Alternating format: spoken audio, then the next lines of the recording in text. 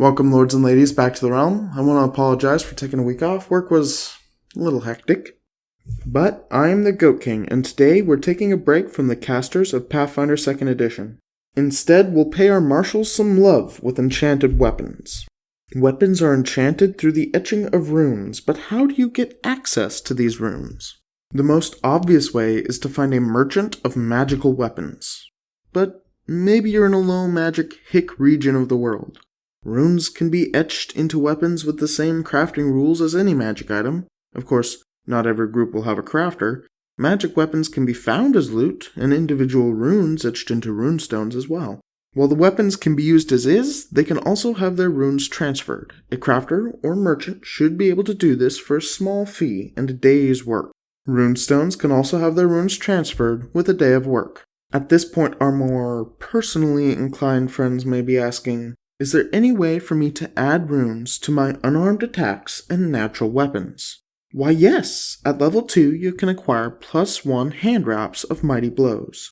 These can have runes etched onto them like any other weapon. These runes are then applied to all your unarmed and natural attacks. Many runes come in multiple levels. You can upgrade a rune to a higher level version by paying the difference in cost. There are two main types of runes, fundamental and property. The weapon fundamental runes are striking and potency, with potency being the most important. Your potency rune provides an item bonus to your attack rolls, determines the maximum striking rune you can etch, and determines the number of property runes you can etch. +1 weapon potency becomes available at level 2. Striking runes may be less important, but they are much more exciting. You gain access to the first striking rune at level 4. Striking adds extra damage dice to your weapon, up to 3 extra dice for a major striking rune. With just the fundamental runes, your weaponry gets a formidable boost in power. But what if you wanted something more specific? Let's jump into property runes, starting with ways to do different types of damage or more damage. Bane from Secrets of Magic is a level 4 uncommon rune that targets a specific type of monster chosen when it is etched. When hitting the chosen enemy, Bane adds 1d6 extra damage to the attack. It is important to note that you cannot have a humanoid as the chosen type of enemy. Wounding, from the core rulebook, is a level 7 rune that must be etched into a piercing or slashing weapon. Wounding adds 1d6 persistent bleeding damage to your attacks, and 1d12 persistent bleed to critical hits. That one is a favorite of mine, especially if I'm playing a rogue.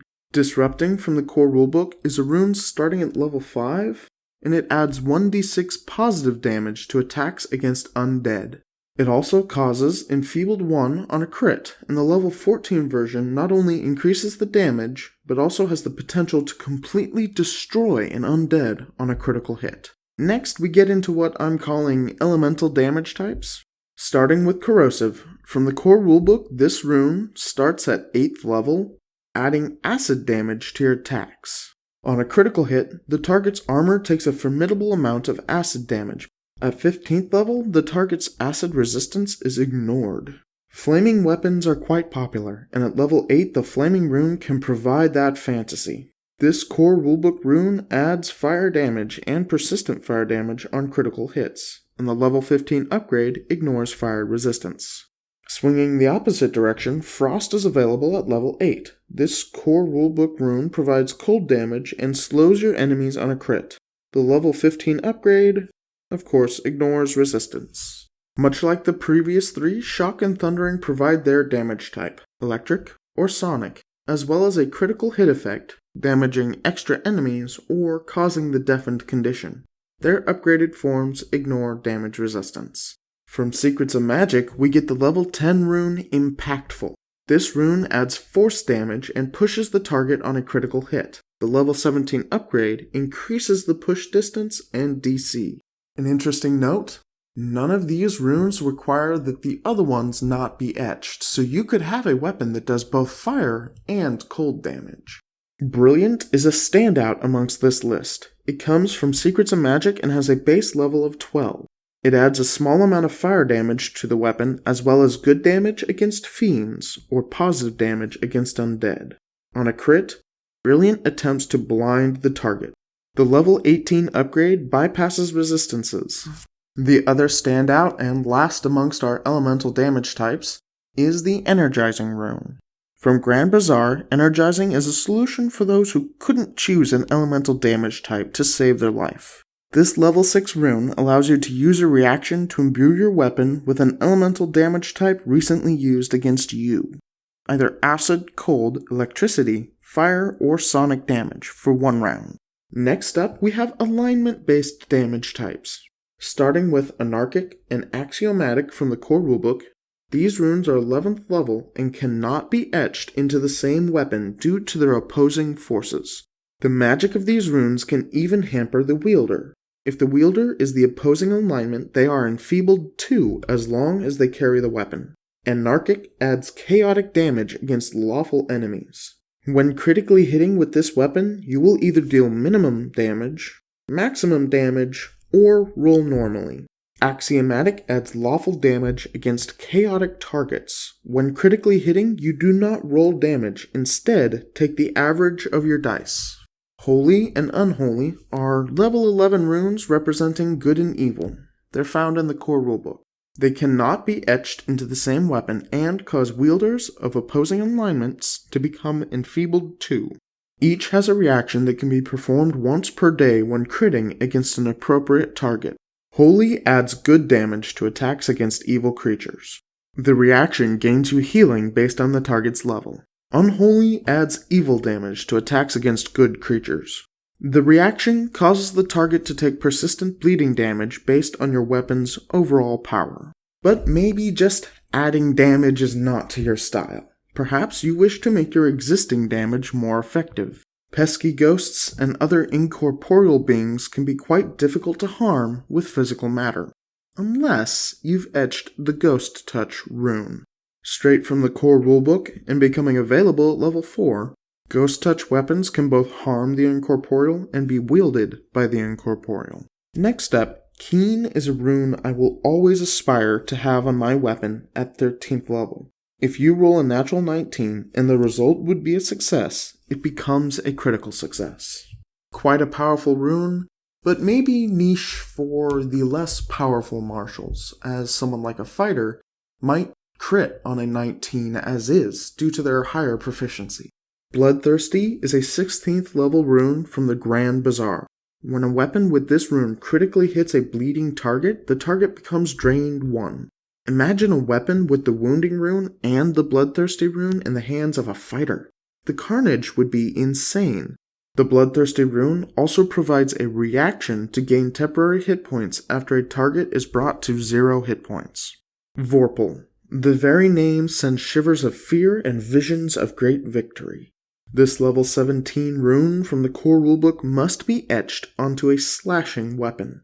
As a reaction, when you roll a natural 20 and critically succeed a strike against a target with a head, the target must succeed a DC 37 Fortitude save or lose their head. As you might expect, losing one's head kills most creatures. Moving on from some of the most flashy runes, we have a few that apply conditions to the target. Crushing is a level 3 rune from the Grand Bazaar that applies the clumsy and enfeebled condition on a critical hit. Crushing must be etched onto a bludgeoning weapon. Fearsome is a 5th level rune from the Advanced Player's Guide. Weapons with this rune cause the frightened condition on a critical hit. This particular rune might be especially useful for ruffian rogues who get to apply their sneak attack dice to frightened creatures. Moving out of the condition-causing runes, we start with Grievous.